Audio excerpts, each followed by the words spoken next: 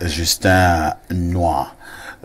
Nous parlons là des discours de haine et des replis identitaires. Je l'ai relevé tout à l'heure. Finalement, ces expressions défilent dans ma tête comme une récitation parce que j'en parle au quotidien dans cette chaîne de télévision et même ailleurs. Depuis un certain temps, nous avons vu des sorties de certains membres du gouvernement, pour ne prendre que la sortie du ministre Atangandji, sans oublier celle du ministre de la Communication. Pour l'heure, vous pensez que le gouvernement a véritablement saisi le taureau par les cornes? Écoutez, j'allais d'abord vous dire qu'il est même probable que la décision du CNC soit inspirée de la sortie du MINAT, comme ça souvent quelquefois été le cas, parce que le discours haineux, ça n'a pas commencé aujourd'hui. Et c'est la première fois, sauf erreur de ma part, que l'on sanctionne officiellement pour discours haineux. Il vous souvient que en 2018, le MSC a carrément rejeté la moindre participation dans une chaîne de télévision bien connue. Parce que sur cette chaîne-là, il y avait un discours ouvertement haineux, un discours de haine qui était bien connu.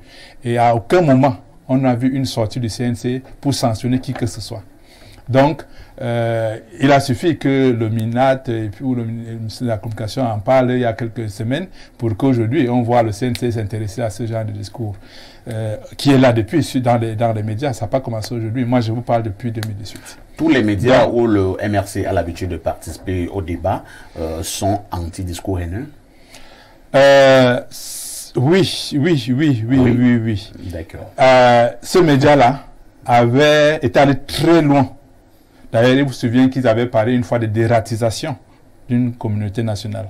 Donc, ça vous dit, si même les autres médias en faisaient, ça n'a jamais été autant que le média en question.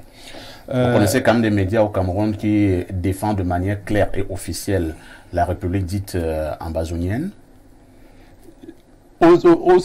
Aujourd'hui, je ne pense pas qu'il y ait un média, à mon avis, sauf si je ne suis pas au courant, un média qui défende la République ambazonienne. À mon avis, je n'en connais pas. D'accord. Je n'en connais pas. Donc, ne m'amenez pas à dire ce que je ne maîtrise pas. Cela dit, le discours haineux, les replis identitaires, ça n'a pas commencé aujourd'hui. Je suis content que mon frère l'ait relevé. Il a parlé de 92. Donc, ça reprend les années 90. Lorsque nous grandissions, il n'y avait pas autant de discours de haine entre les communautés, il n'y avait pas autant de replis identitaires sous l'ancien régime. Pas que les gens n'aimaient pas leur tribu, les gens ont toujours aimé leur tribu, mais ce n'était pas devenu un fléau national comme c'est le cas aujourd'hui. Vous saviez ce qui s'est passé à partir des années 90, lorsqu'il y a eu des conflits entre Camerounais. Les hommes politiques ont exacerbé ça à leur avantage. Et c'est devenu un sport favori pour le régime.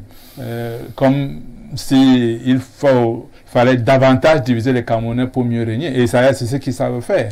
Ils ne font que diviser les Camerounais, aidés en cela par leur soutien qui sont les élites dans cette communauté-là.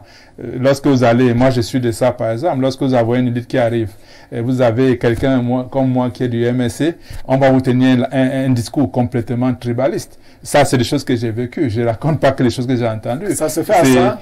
Bien sûr, ça, je parle de ça. Je ne parle pas je parle de ça d'abord. Calmement parler de ça, comme ça, vous ne courez aucun risque. Je parle de ça. Donc, déjà on tenu. Si vous faites la même remarque ailleurs, vous serez traité de haineux. C'est-à-dire que nous avons la liberté de parler comme ça de nos communautés. Ça, je ne sais pas où vous voulez venir. Vous avez un gros cerveau. Ne m'amenez pas là, je veux parler. Moi, je parle de ce que je maîtrise. Je ne parle jamais de ce que je maîtrise. Malheureusement. Je ne parle jamais de ce que je ne maîtrise pas. Donc, dans le cas Je sais que les élites de chez moi ont souvent utilisé ce langage-là. J'ai suivi un autre professeur d'université tiré sur les élites de chez lui de manière véhémente récemment.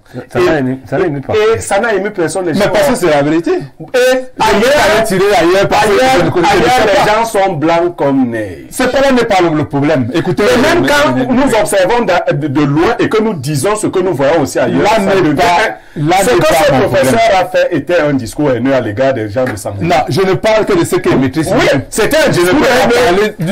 Je n'ai pas parlé il n'y a pas que ça comme arrondissement. Non, je dis que le discours que ce professeur a tenu à l'égard de l'élite de Sangoulé, de sa propre communauté, était un discours haineux. Vous voulez aller où? Dites ce que vous voulez dire. Crachez le morceau. Quel morceau? Il n'y a aucun morceau. Laissez-moi d'en parler. Voilà. Vous allez permettre à Justin de chuter. Donc, je dis, le régime en place utilise le tribalisme comme un outil de maintien au pouvoir. De quelle manière? Je vous ai dit, ça a commencé lors de 80. Vous savez qu'il y a eu beaucoup de morts. Il y a des gens qui sont entretués sur la base de la tribu parce que on vous disait non, il faut pas que ces gens-là viennent prendre ce qui a nous, c'est-à-dire le pouvoir. Et ça a repris avant les élections. On a eu des élections entre-temps qui n'ont pas fait l'œuvre de temps de monter le tribalisme. Cela a repris avant les élections de 2018. On a commencé avec des discours. Non, avant, j'ai dit avant les élections de 2018. On a repris avec ces discours tribalistes, ces discours haineux-là.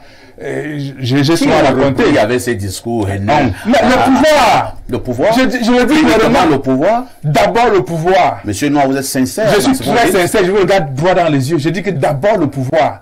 Et ça, moi, je le pouvoir qui a d'abord le pouvoir, d'abord la responsabilité du pouvoir. C'est lui, ce pouvoir-là, qui a commencé à mettre ça en pratique.